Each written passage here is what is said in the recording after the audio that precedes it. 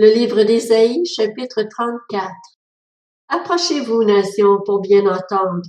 Peuple, soyez attentifs. Que la terre écoute avec tout ce qu'elle contient, le monde avec tout ce qu'il produit.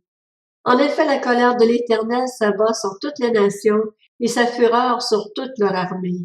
Il les voue à la destruction et les livre au carnage.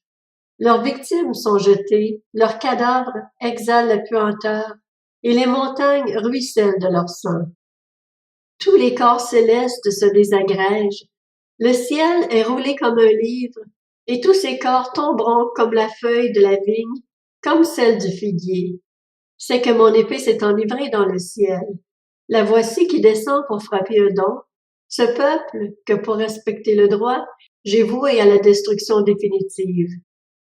L'épée de l'Éternel est pleine de sang, recouverte de graisse, du sang des agneaux et des boucs, de la graisse des rognons des béliers. Oui, c'est un repas sacrificiel pour l'Éternel qui se déroule à Botsra, un grand carnage dans le pays de Don. Les buffles tombent avec eux et les bœufs avec les taureaux. Leur pays s'enivre de ce sang et leur poussière est imprégnée de graisse. En effet, c'est un jour de vengeance pour l'Éternel, une année de représailles pour la cause de Sion. L'eau des torrents de Don sera changée en goudron et sa poussière en soufre. Son pays deviendra du goudron brûlant qui ne s'éteindra ni la nuit ni le jour. Sa fumée s'élèvera éternellement. De génération en génération, il restera désert. Plus jamais personne n'y passera. Le pélican et le hérisson en prendront possession. La chouette et le corbeau y habiteront. On y étendra le ruban à mesurer du vide et le fil à plomb du chaos. Ces notables n'y proclameront plus de roi, tous ces princes auront disparu.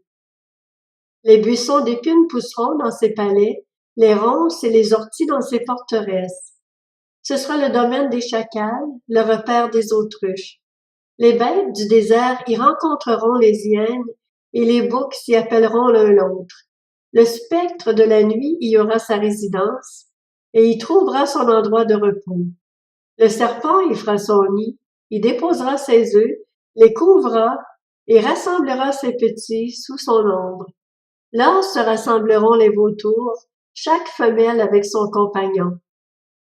Cherchez dans le livre de l'Éternel et lisez. Aucune de ces bêtes ne sera absente, aucune femelle avec son compagnon ne manquera. Oui, c'est l'Éternel qui l'a ordonné, et c'est son esprit qui les rassemblera. Il a procédé à un tirage au sort pour eux. Sa main leur a partagé ce pays au ruban à mesurer. Ils en prendront possession pour toujours, ils y auront leur résidence de génération en génération.